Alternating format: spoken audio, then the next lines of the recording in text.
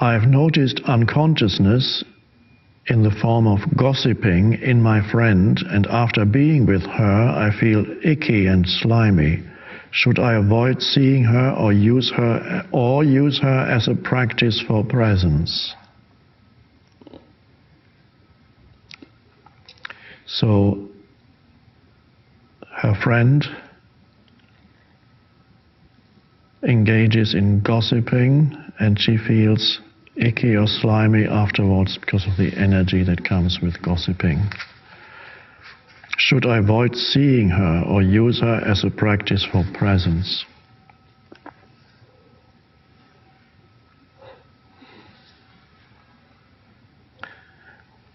It often happens that as when two friends, one of them goes through the awakening process, as more presence arises, the other one is still stuck in the old patterns that drew them together in the first place, because they both had similar patterns. And then it often happens that if the other person does not grow in consciousness, they quickly separate or drift apart.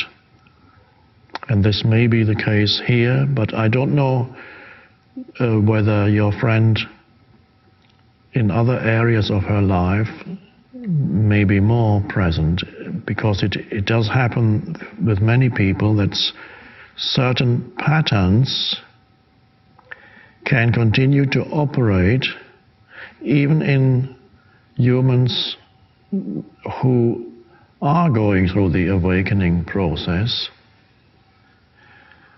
So she may still be completely unconscious, or I don't know, or it may be that she may also go through the awakening process, and my answer now has a wider application. It may be relevant to you also, or somebody you know, that even as presence arises, certain habit patterns, unconscious habit patterns, that in certain areas can survive for quite a while without that person knowing it. In other words, we could call that pockets of unconsciousness in certain areas. So it could be an old standing habit, like gossiping about other people, could survive without that person being really aware of it. It could be other things survive as habit patterns that are unconscious, or reactive patterns triggered by certain situations.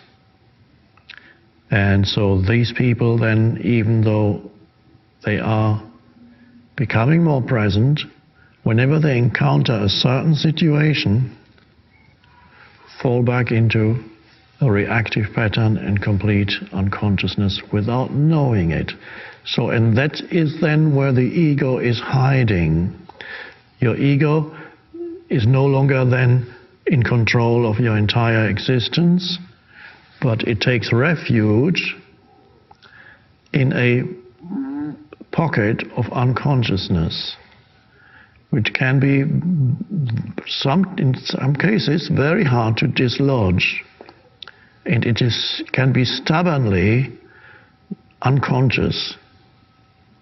And no matter, it can be pointed out to the person when the person is fully conscious that this happens every time, and every time it happens, the person is still overwhelmed with complete unconsciousness.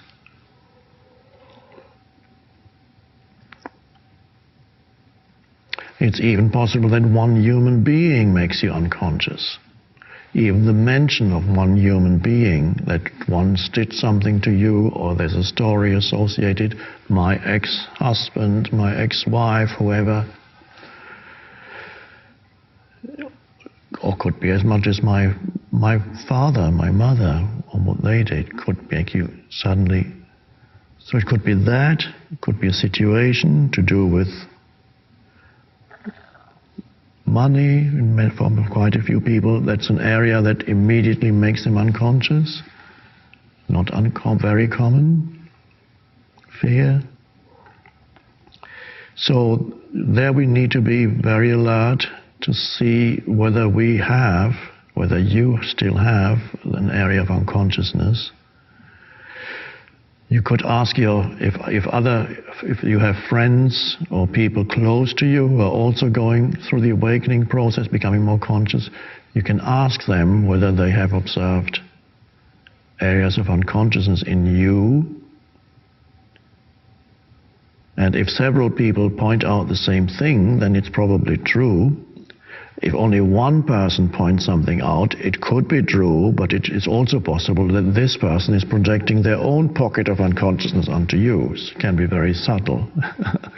So you don't necessarily believe one person that's saying something about your unconsciousness.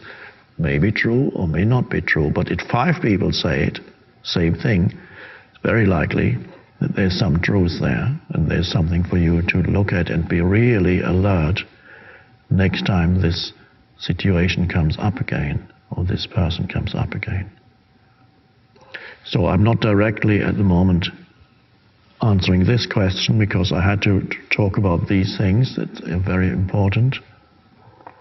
So I don't know whether your friend is still predominantly or completely trapped in their unconsciousness, in her unconsciousness, or whether gossiping is only a surviving pocket of unconsciousness in her. If it's only a surviving pocket, then you can still continue being with her and perhaps even help her to transcend that. But if your friend is still completely stuck in the old patterns and mind identification, it's then unlikely that you will stay together as friends, and you will drift apart. That will be initiated by either you or by her. If she is awakening also, then it's important that you stay, and for you too it can be, as you say, practice presence. When your friend goes through that patterns, it's an opportunity for you to stay present. And at that time you cannot point out when they are engaged in an unconscious pattern. Usually at that time you cannot point out to them that this is what they are doing, because they are too unconscious to hear you. If you point it out at all, whether this is the right thing to do or not, only you can know intuitively out of presence. If you point it out at all, it has to be done when that person is at a high level, relatively speaking, of consciousness, at a time when he or she is as present as they can be. And perhaps then they can hear you. No guarantee that when this happens again, they won't fall back. So it's for you to hold the presence for your friend. Be there as the presence that she loses. At least you can be there and be the presence for her. And that also has a certain effect on the other person and on the pattern. Now, gossiping, of course, is a very common form of unconsciousness and of egoic behavior. It usually involves judging and criticizing others. The ego derives great pleasure from that, judging and criticizing, because whenever the ego can judge and criticize another, it has strengthened itself. It's an illusion, of course, but you've only strengthened the illusion of the ego, but you have strengthened it. Because when you criticize and judge another, of course, you feel superior to the other. The ego feels superior. You are the judge.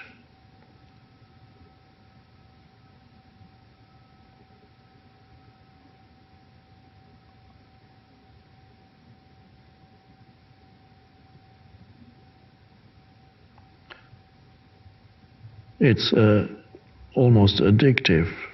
The ego loves it.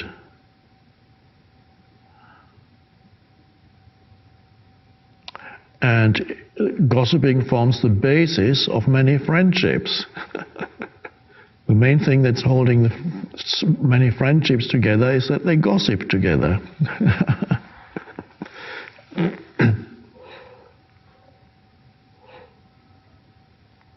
It sometimes even happens, as I'm sure you know, there's a group of people gossiping about a person that's not there. And then that person arrives, and then another person from the group leaves to go to the bathroom, and then the group starts gossiping about her. It doesn't matter. The ego doesn't mind who you gossip about.